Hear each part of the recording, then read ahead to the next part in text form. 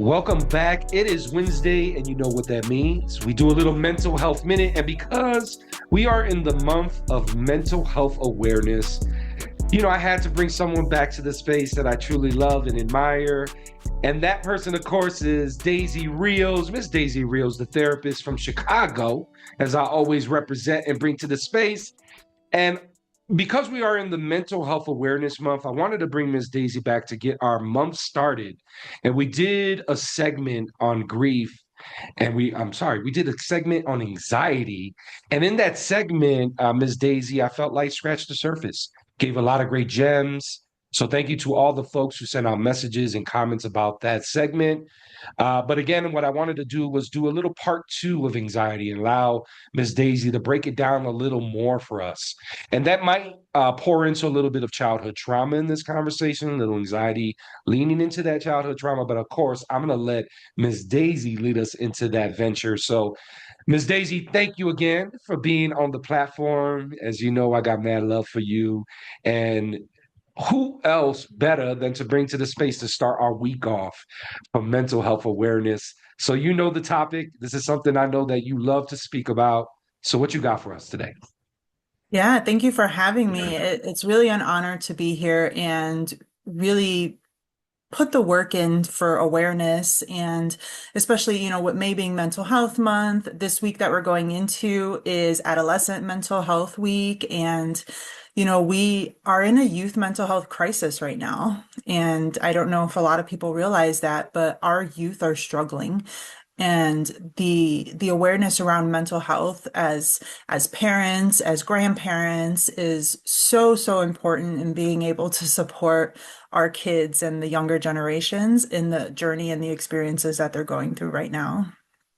Yes, I agree with all that, Daisy. I think the not only what I might see from my own children and some of the things they go through and the pressures they feel that I might feel I didn't feel in my generational time, in terms of that pressure that maybe our younger generation is feeling. And obviously, each generation, I believe, feels it in a different way. For our younger generation that's feeling it now, for the mental health concern that's happening right now, right? I guess what can we do? What can we do to support our youth in this space? What can we do to empower them, to support them in some of these moments that might not feel so great for them, And I know that's a big ass question. So feel free to It break it down how you is. want, but what can we do to Yeah. support? Let's start with that one. Yeah, I think about the magic question of like, if we could support, what would that look like? Right? That magic question that we have to ask ourselves in order to understand the steps that we have to get to go in that direction. When I think about anxiety and I think about how it impacts all of us at any age of our life, I think about there's like three things that we really have to do, right? And just kind of putting this in the front because I think it's really important is that we have to recognize that it's happening. So once we recognize it's happening, then we can move into understanding it. How do we understand what's causing it? What is going on? And then what are the emotions and the thoughts that are supporting it? A lot of times, anxiety is linked to fear-based thinking or fear-based emotions, right? So we have to kind of dig a little bit into ourselves to kind of say like, what is going on? Once we do all that, we can start to either go through the process to kind of test out the theory on that fear-based thinking, or we can change our thoughts so that way we're not getting into that cycle. It's ironic that you mentioned that because I did a segment with the Growfessor, big ups to the Growfessor, and we talked about imposter syndrome and it being one of those big fear mongering pieces, right? And Yes. he said something that was really empowering, but it also made me think in a different way too. And I'm trying to compare it to what connected to what you're saying about that thinking, that fear, that base fear-based thinking, right? And he mentioned about like, because he's all about like conditioning and reconditioning and excavating so you can decondition, right? Mhm. And he mentioned about like how it can live in our head rent free. And the deconditioning of that, the excavation, is if it can live in our head rent free, we should obviously be able to evict it as well. Yes. And that resonates for me in different ways, right, Daisy? And I think of what you're saying about Mhm. that fear-based thing in our youth, our younger generation in this space where mental health is at a high, right? Can they just be able to evict it? Right? Do they have Yeah. right? Is that a special person who can conjure that strength mentally, right? Because I get what Professor's saying, and I know there's individuals who can tap into that, right? I'm not doubting that in that sense. Just connecting it to our younger Sure. generation, you know, is that something Mhm. that they can find the power to evict?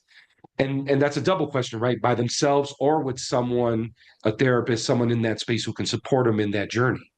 Sure. I mean, of course, there's going to be members of the younger generation who can do that, who can evict it, who can compartmentalize it and bring it out only when it's needed, right? Or lock it away somewhere and never think about it again. And then there's a lot of people who need someone to support them in that process because it is a really hard process. So when I think about the younger generation, and then you kind of saying like, sometimes I could do that, right? And sometimes I can do that. Hell, I think I do it all the time. Not necessarily a healthy thing, but sometimes I do it, right? And I think there's a lot to say about generational differences and how different generations process stimuli differently, process experiences, process emotion, process stress differently, right? So if we're thinking about Gen X, we have a bad reputation of going through things even though it's not good for us to experience, right? And we just come out Yeah. the other end. And I think as we kind of go along in the years, mental health is such a huge component now that the younger generation is also saying, like, I don't have to do that. Mhm. Like, I don't Yeah. have to just struggle through something if it doesn't feel good, right? So that's like one of the positive components of mental health awareness is that we now have a generation who's recognizing that they don't have to do things just because someone told them to do it. If it doesn't feel good for them or if it doesn't serve them, then they can decide to go another direction. Mm. However, there's another component, and I don't know if you've ever heard about the book The Anxious Generation, but if Mm-mm. you haven't read that book, it's a really, really enlightening book on how our world now has taken away some of the ability to prepare to Mm. manage stress. So Mm. we're talking about like the deep internet, Yeah. gaming, all these things that attract their, the younger generation's attention that remove person-to-person interactions. So Mm. then it complicates things when it comes to problem solving, consequential thinking. So, right? So being able to think Yeah. about like what the outcome might be of our decisions. Mm. Conflict resolution is a big one. Because if you're gaming online with someone and you're constantly on FaceTime with someone, you don't like what they have to say, you just hang up on them. Mhm. Where back in the day, when we were growing up, you had to deal with that. Yeah. So there, Yeah. there's a lot of lifestyle changes that Hmm. happen now that like just create differences in how we process stress and how we manifest anxiety. Yeah. You know, going back to that generational piece, because you made me think about that one, and that's such a layered conversation. There's so many things on that one, but Yeah, what it made me think to ask you about that one and kind of what you felt, because I know that your clients are broad in age, right? In terms of the age and sure. do you feel that this younger generation, newer generation now, comparative to our generation, right? Because when I think of our generation and the things that we harbored, especially mental health, I don't remember in grammar school ever seeing anything, any poster that said, let's talk about it, right? You did it in privacy in the principal's office or in the counselor's office, right? It wasn't promoted in that way where Yeah. I feel just from running camps and working with youth and I know you identify with this as a therapist as well and timing as time goes and progress that it became something to advocate for. Like we don't need to, Mhm. like, and I think about this, and I'll cap it here. In the 40s and 50s, when families will have dinner and they'll do it in silence, right? Because that's how the dad was. Dad walked in the room, everybody shut the hell up, and we eat in silence. We say a prayer and we don't talk, Well, because right? dad worked all day and dad was tired and dad didn't want to hear it. Exactly. And then, right, it changes, right? Hmm. Dad changes, the person changes. I think evolution of human, all that good stuff. And saying that is that our, the in the generational space, are you seeing it more where this younger generation who has been exposed to it in a promotional way and like you could talk about this, be open about it. Do you feel that they are more open and saying, I have mental health issues. I'm really going through it, where maybe that older generation is not saying it and they have to like maybe have a couple sessions of therapy before they can even like acknowledge it and say, yeah, you're right. I'm going through that shit, Miss Daisy. I guess what are your thoughts Yeah. about that? Yeah, I think the younger generation definitely has more tools to be able to recognize when they need support. And even kind of going back a generation, to like millennials that are having kids Yeah. now, like a lot of millennials are in a space too where they're able to recognize like my child needs support, right? And that is one of the key differences from our generation. Yeah, we didn't see any mental health posters. We saw Nancy Reagan's war on drug posters, right? Yep. That's what we saw all the time, right? The DARE Yeah. campaign and all of that, but not Yeah. around mental health. And Mhm. I think because our parents are also baby boomers, like Yep. that says a lot about how we were provided space to process things, right? Not to say that that's a blanket statement, because of course there Yeah, are exceptions. for sure. But the younger generation now, I think, has more tools, even with their own parents, to say like, my child's not okay, Mm. um, and I need to figure this out, and I can't do this by Mm. myself. So. Yeah. It also makes me think of like, when we're talking about that generational shift and maybe the practices, the values and things that make you the person you are, how you move, how you interact, how you raise your children, how you were raised. And, there's that little bit of like maybe doing some of those practices you learn, right? Because you just learned it and you absorbed it. So then when you became a parent or something like that, you're like, well, Mhm. my mom did it this way, right? Or you start, like my boy Michael Sykes says, you start saying, do you need something to cry about? And how that just doesn't benefit nothing, Yes. doesn't So benefit now we're, nothing. yeah, and that's opening the door to childhood trauma, right? So a lot Of of course. the things that we heard when we were growing up, you want something to cry about, come here, I'll give you something to cry about, or Yeah. even like get over it. Like Hmm. why do I have to get over it? Why can't I spend some time in it? Yeah. Because it's because it's something that's impacting me, that's bothering me. Like why do I have Mhm. to just wake up tomorrow and pretend like it didn't happen? Yep. Or be in the Right? space that like it's okay to be not okay. Right. Yeah. And yeah, there's a whole campaign around that, right? It's a Hmm. coffee shop on the northwest side of Chicago that you literally uses that as their slogan. And, sip a hope if anybody's in the Chicagoland area. All their proceeds go to Hey, mental health awareness. there you go.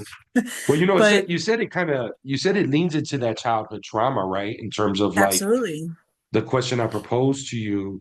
I guess beyond that question I proposed to you, and I want you to get back to that one. It also makes me think of how maybe I raised and my mom raised, right? And my mom was an amazing human being, but I also think about like the resources she lacked. She didn't have those Yes. mental health resources. And I honestly, and I know, just adding a personal aspect, went through that reflection recently because um like our parents were a force, right? And Mhm. I recently had to reflect on how that impacted my childhood trauma. And I came up with our parents were doing the best they could with what they had, right? Yeah. And whether that was physical resources or um cognitive resources, whatever that was, right? So something Mm. supporting their thoughts or something like literal, right? Yeah. Um, And I think it wasn't to excuse any of the stuff that we went through with that childhood trauma, but it was to make sense of it, right? Yeah. And then so when we're looking at like as a therapist, how, we evaluate kids now that come into my nonprofit agency, and we look at ACEs, so adverse childhood experiences, and what those Mm, adverse childhood experiences do for how they're functioning, how they're developing, right? mm, The bond that they have with their parent, right? Whoever that parent caregiver is, what does that yeah. look like? How does the parent's communication style or approach to things impact those childhood experiences, right? That Yeah. at some point lead to trauma. I, when working with kids as much as I do in my profession, I think about how hard of a job it is. It's really layered. There's a lot going on. And when you're providing services and support to kids, you're doing it while they're experiencing the trauma. Most of the time when you're seeing adults in therapy, yes, they have current trauma. You're usually processing things that have happened while they were children. Mm, mm, So those adverse childhood experiences really do matter. When it comes to anxiety, we're talking yeah. about excessive worry. We're talking about physical symptoms. So if you're wondering why your child gets a stomach ache and starts throwing up Mm, every time they have to go visit somewhere or they have to go do yeah. something, you want to ask yourself why that's happening. For sure. It makes me think also, Miss Daisy, about like, for the childhood trauma, right? And for the individual who is in their older stage in their life, do you believe as a therapist that, and this is obviously individualized on the work that the person's going through and stuff like that, but let's speak of someone who's probably holding some trauma. They've been through some things in their younger age. Let's identify the age around 13. They went through a lot of things around 13, right? And now they Absolutely. are 32, 33, right?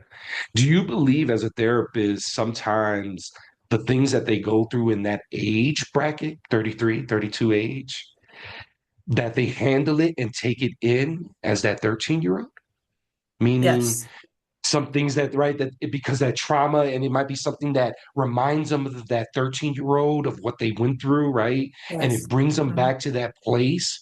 So then when I'm Yes. thinking of the granular, like the bigger work there is like almost bringing 33-year-old Eric and say, let's go visit 13-year-old Eric. Absolutely. Absolutely. And sometimes when we experience trauma, especially trauma that has a significant impact, right? Because there's different levels of trauma, you're stunted at that place. You're Mm, stunted at that 13, year old mark. So when we look at that, and often when we're processing trauma with adults, childhood trauma, like we will ask them that. So there's a therapy, it's called IFS. And what it does is it looks at your ability to talk to other pieces of yourself. And mm, and it can say like, Adam, I want you right now to talk to 13-year-old you. yeah, What would you tell 13-year-old you? Right? If you had to kind of look back and support that 13-year-old version of you that had that trauma, yeah, right? What would you do to support them? And it has us kind of look at that because you don't just experience something, forget about it, and grow up, yeah, right? So, like those experiences you had when you're 13 are definitely still informing some of your decisions that you're making at 32. yeah. I guess for the person, like let's keep the name Eric, for Eric who's going through that, right? Hmm. Not trying to laugh at it, just laughing at the name Eric for a second. But like Eric is going through that. He's 33 and he's going through that process. Hmm. What is it, I guess, for you in your thought, and I know this is also maybe a little bit of individualized on what the person, their effort and stuff, but what does it take for Eric to accept that, right? Like to accept that, right? Like how I guess where I'm going more to this is like Have you seen people not be able to connect to that 13-year-old Eric? Like, is there a space where, there's that practice of let's get you there. Let's, think of that 13-year-old person, right?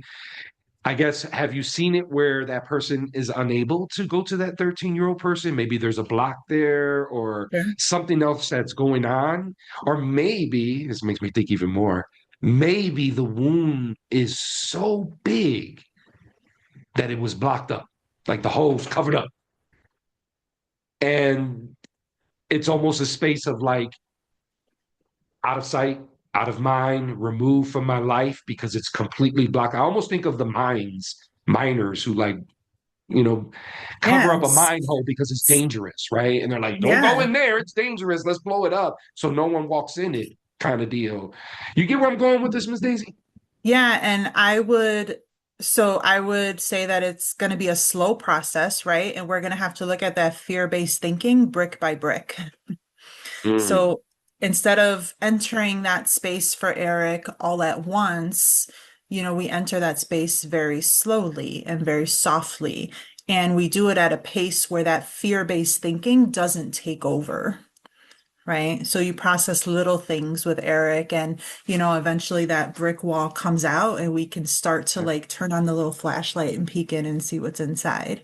Right. yeah, yeah. But it does take a really long time.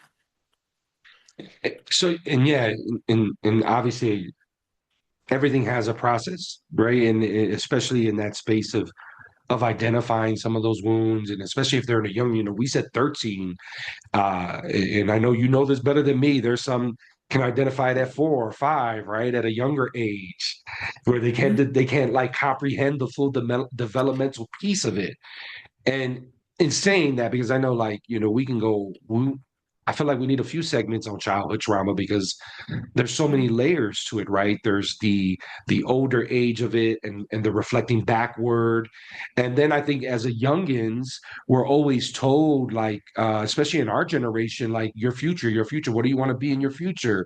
Like almost pushing us to think, right? And to get us there. And then we get there and we realize, oh shit. While we were thinking over here, little Eric was thinking, 13-year-old was thinking of 33-year-old Eric because we are thinking of future, and that was the focus, right?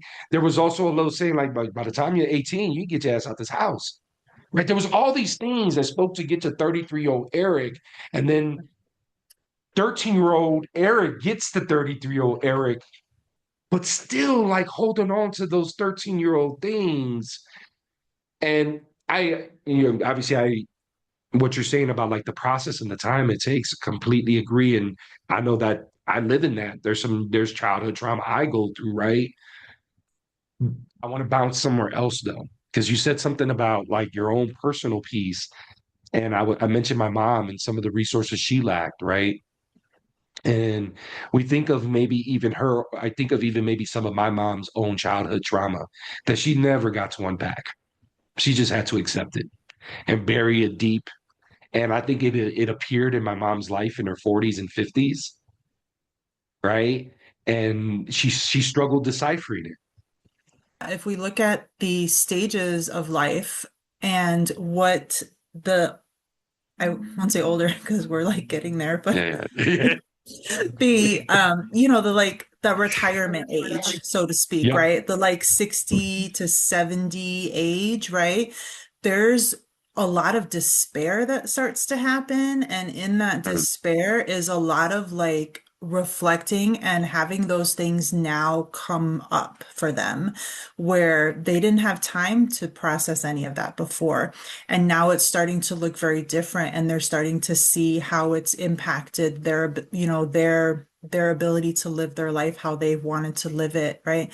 Um, it makes me think of generational trauma, right? So, Mm, and how things are sometimes so unintentionally passed down, right? So like mm, parents are not like doing this with the malintent, right? They're doing this because this is the way of life that they have known, and they're trying to make sure that their children are okay.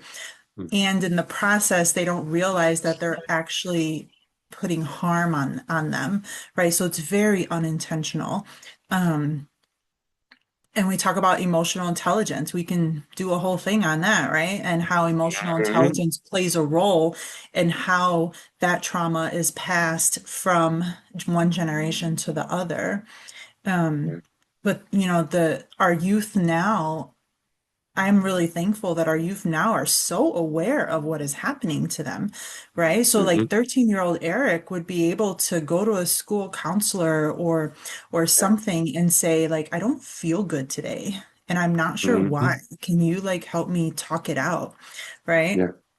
13-year-old Eric has that. And when 13-year-old Eric becomes 32-year-old Eric, like hopefully that thought of like being able to talk to someone to like kind of sort things out sticks with him because maybe he Mhm. hopefully had that experience at 13.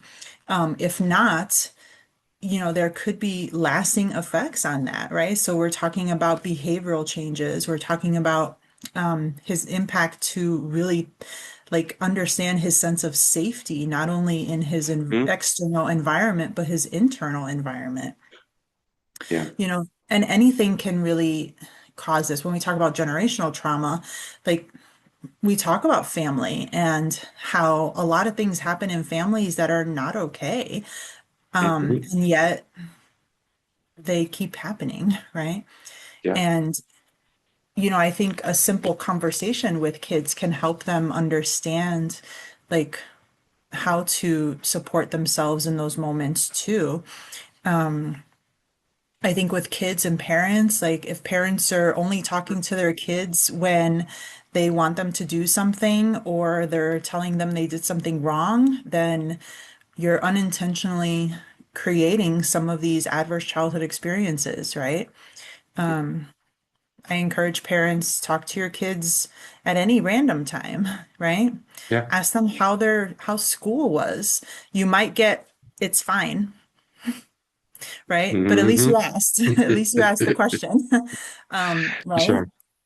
Yeah. But life events can happen and childhood trauma can very easily, manifest itself in separation, loss. So when we're talking about when we started this, kind of mentioned grief accidentally, but grief is Yeah. is a big part of childhood trauma. And imagine processing not, grief on all levels, not only the loss of someone, but the loss of Yeah. a relationship, the loss of a physical item, whatever that looks Mhm. like.